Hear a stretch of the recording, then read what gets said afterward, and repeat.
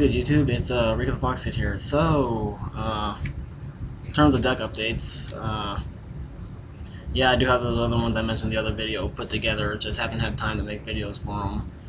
And yeah, I kind of swamped with college stuff right now. Honestly, I probably shouldn't be making this right now, but procrastination.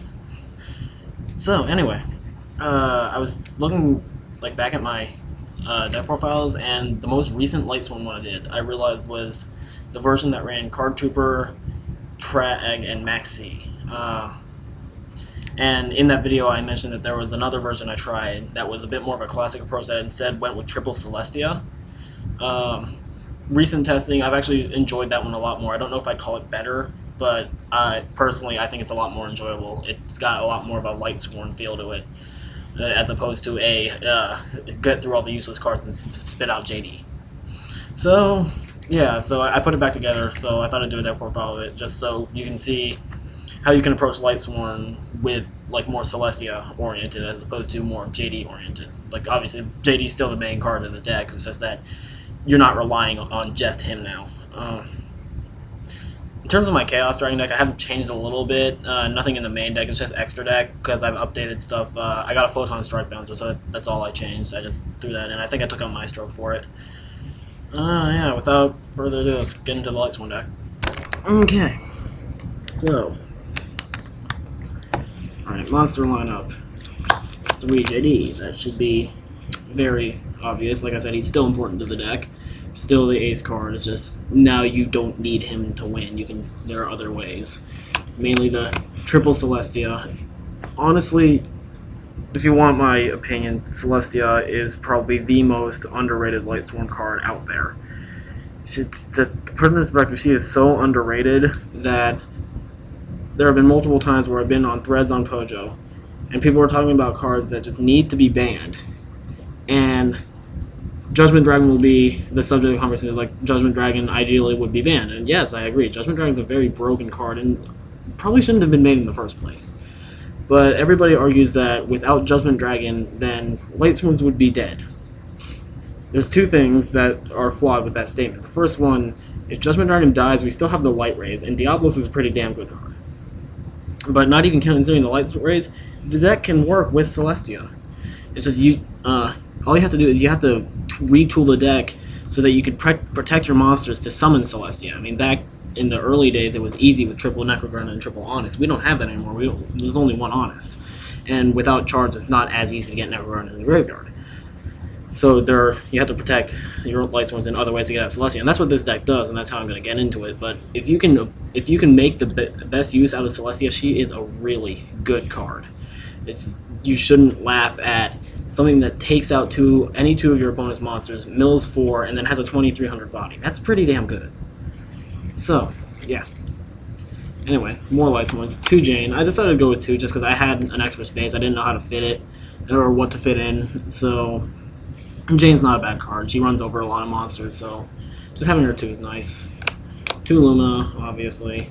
2 Lila. I think I explained in the other Lightsworn video how 3 is a bad idea because the deck relies on the normal summon, and if you're using Lila just to clear fields, she'll eat up that normal summon. So that's why I think 2 is best in everything but Chaos Dragon.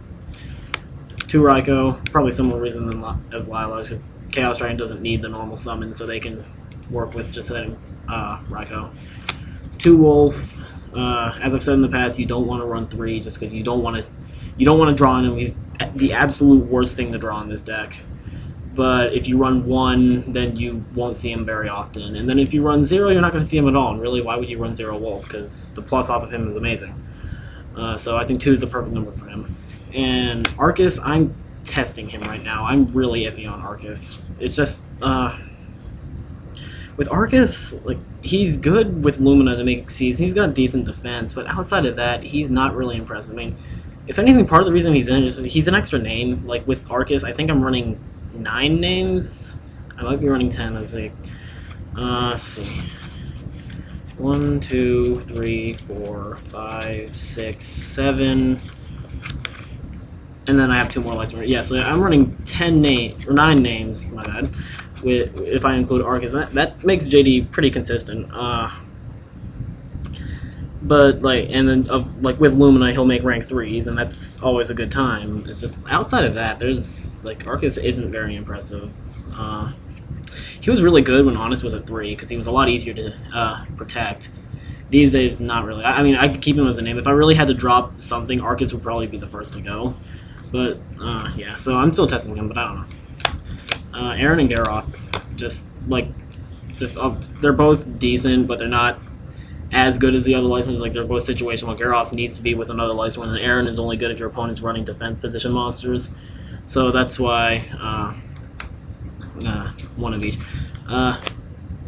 Interesting thing I just thought, it could be possible to side Aaron's, like extra Aarons against decks that run a lot of defense position monsters, like maybe Geargia with their Gearby armors and stuff like that. Or if your opponent likes to abuse the shit out of Zen mains, you could always do that. And then the non-Lightsworn support would be the 3 Necrogurna. Was originally running 2, bumped it back up to 3, just because the only things in this deck that I don't want to draw are Necrogurna and Wolf. So that's 5 out of 40 cards. You shouldn't open with multiples that often. If you do, you're just getting really shitty luck. Honest, Obvious, and Gores. And that's it. You probably noticed no Card Trooper, no Trag, and no Veiler.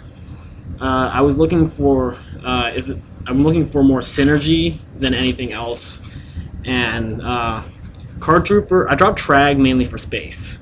Card Trooper, while he's good for milling, he does not work with Celestia, and I wanted to make as much synergy with Celestia as possible. And because there's no Card Trooper, Trag's not as impressive. And also, I feel what really makes Card Trooper good is Trag. Like, Trag and Card Trooper is like the really good combo that I'm making swirlies with on my mat.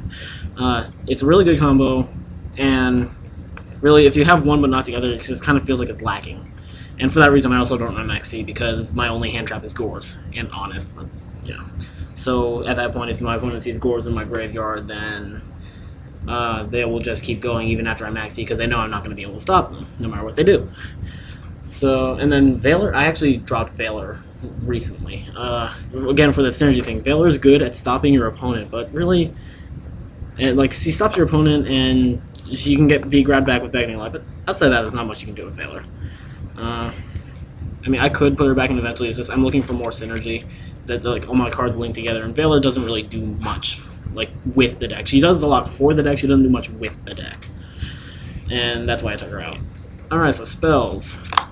3 recharge, 1 charge, very obvious. The big 3 spells: Dark Hole, Heavy Storm, Monster Reborn, Monster Reincarnation. Comparing this to Beckoning Light, it's faster, but it's less explosive, because Beckoning Light can easily end the game when it goes off. Monster Reincarnation is a little bit smaller. It can put you ahead, it will give you the advantage, but it doesn't guarantee your victory. Well, Beckoning Light doesn't either, but Beckoning Light does a pretty good job of increasing your victory chances. It's just good if you really need a quick fix. Like, if you have Judgment Dragon in your graveyard, if you have a Lightsworn on the field, Celestia in your graveyard, you need just one monster, you can grab it with Monster Incarnation. Where Beckoning likes more of I have all these things in my graveyard, and I want to get them all on the field at once. Monster Incarnation is still really good, though. Foolish Burial, it's got its uses, yeah. Send Necro, send Wolf, send the 4th Lightsworn, stuff like that. You could also, if you have a Lumina in your hand, send the 2nd Lumina. This is a lot of things you can do with it. And 2 Pot of Duality. This is mainly just for consistency. Jake Waukid gave me this idea with his Twilight deck several formats ago, and it never left my head. I've always considered Pot of Duality decent in this deck. Especially in this version where you're focusing on Celestia, you're not focusing on spamming with special summoning modes. You're focusing on getting at least 1 Lightsworn on the board and protecting it.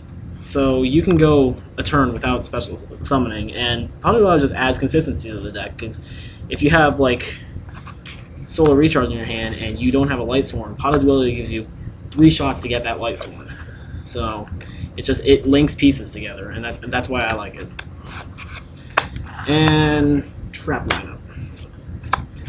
2 Beckoning Light, as I stated with Monster Incarnation, and 3 Threatening Roar. So, probably the question people are going to be asking why the hell am I running a shit card like Threatening Roar? okay, maybe I was a little extreme with that, but I remember when I first posted this idea on the Lightsworn thread on Pojo, not only did people respond with, seriously, 3 Celestia, you should know that Celestia is bad this format, and then also, why Threatening Roar? It doesn't really do much. That's where people are wrong.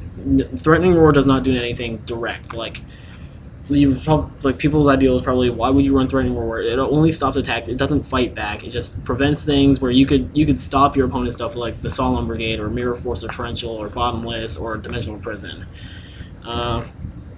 What I'm looking at is, like I said, point of the deck, protect your Lightsworn, summon Celestia.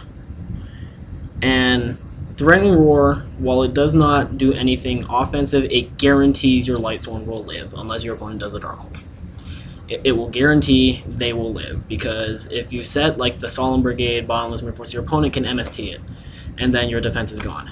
If you set Threatening Roar and your opponent MSTs or Heavy Storms on the next turn, you activate Threatening Roar, your job is done.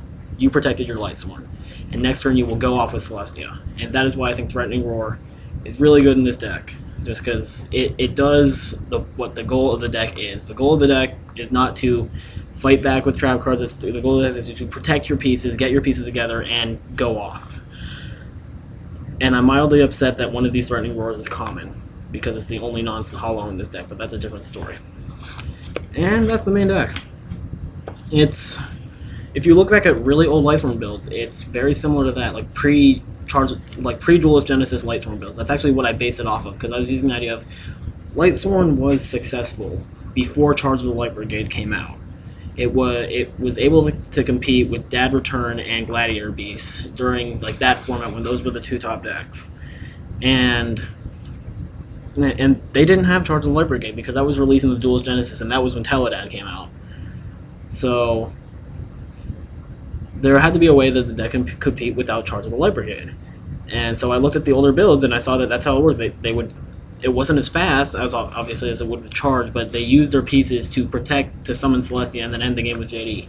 That being said, something I forgot to mention, for Lightsworn, you shouldn't drop JD willy-nilly all over the place. Like, you shouldn't just, like, hit Celestia and just, like, drop a JD out of nowhere. Like, JD is more of a, like, use it when you know you can push for game, or if you really, really need it. Because if you're just dropping it out of nowhere and your opponent responds with Dark Hole, you're kind of screwed because you just got rid of your one out. The deck does waste its resources pretty fast, so you gotta learn to conserve them. But if you can like push for game, like if you can drop Celestia or clear your opponent's field and then drop 2 JD, yeah, do that. Why would you not try to win if you could win? Like, be conservative, but don't be over conservative, and don't be over aggressive. And yeah, pretty much. Extra deck was actually really hard to build, just because you don't use the extra deck much. So I actually had problems finding fillers, because it's based off of my Chaos Dragon extra deck. I just had to switch out the stuff that this deck wouldn't be able to summon in most situations. So yeah, Andreas, Tyrus, your rank 5, Gemini Pearl, more or less filler, really. Evolval Chain does so much for the deck. I don't need to explain that. I think I did that in the last video. Maestroke, Shockmaster, just so you do get 3 level 4s out at times. Utopia, Thunder Spark Dragon's another filler. It's nice. You get it out. You can nuke your opponent's monsters. It's just like if Shockmaster isn't going to do it, you can use Thunder Spark Dragon. Leviair, Leviathan, Giga Brilliant, Acid Golem, Tempo, Zenmaze, and Chimera Tech Fortress Dragon. Really, the only thing this extra deck is missing is Daigusto Emerald, and that's because I don't have one, because there aren't many dual terminals in my area. Or none that if there are dual terminals in my area, I just don't know where else to get them.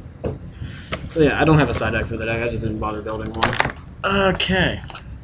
That's pretty much the whole deck.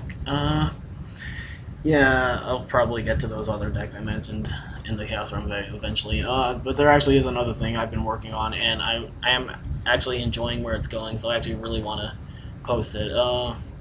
If you watch me or follow me at Pojo, I don't know how many of you do, every once in a while I will post a thread in the Forbidden Limited section called Rico the Fox Kid's Custom Ban List version whatever. It started like back 2008 when I was really getting into the competitive scene, and that first version was frankly shit, but it's gradually evolved over time, and it's great judge food. Most of them get really positive reception, aside from those idiots who know nothing about the ban list and how it's supposed to work, or people who are just like if I'm trying to revive a deck that got killed by the ban list, like they're just butthurt because they hate that deck or whatever. Like there was one guy who was like, the point of the ban list is to rotate decks out, and for the decks that don't make money, and just take them out of the game. And some of us are really sick of seeing Blackwings, so why are you bringing back Blackwings back? And I was like, because the point of the ban list is to balance the game, not to cause set rotation. And just, yeah.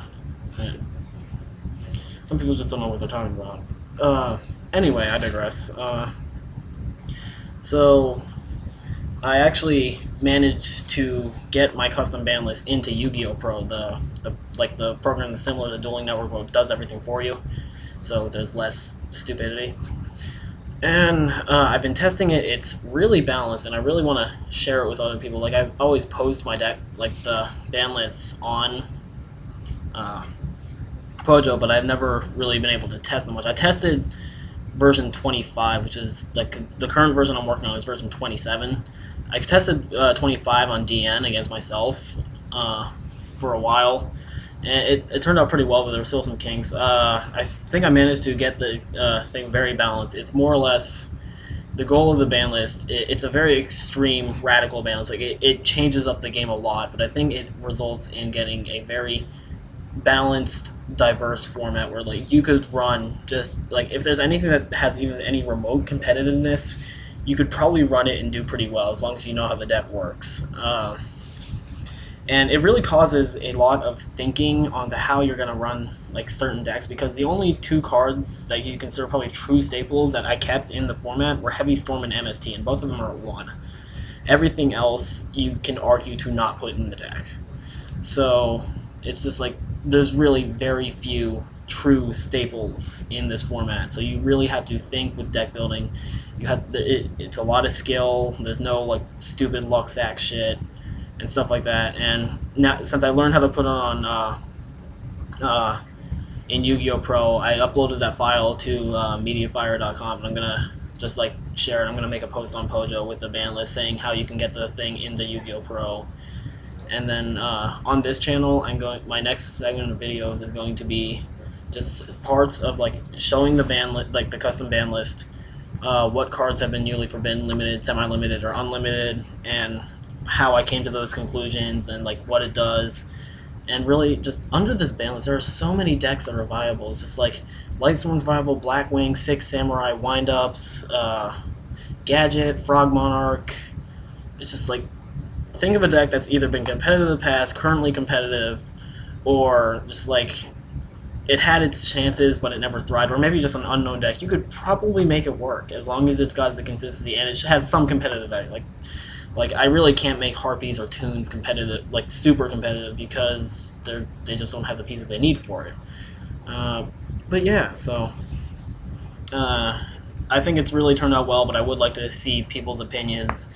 And it's kind of hard to listen to a lot of people when sometimes I feel a lot of people don't know what they're talking about. So I really want people to test this ban list, like on Yu-Gi-Oh! Pro. Yu-Gi-Oh! Pro it's free.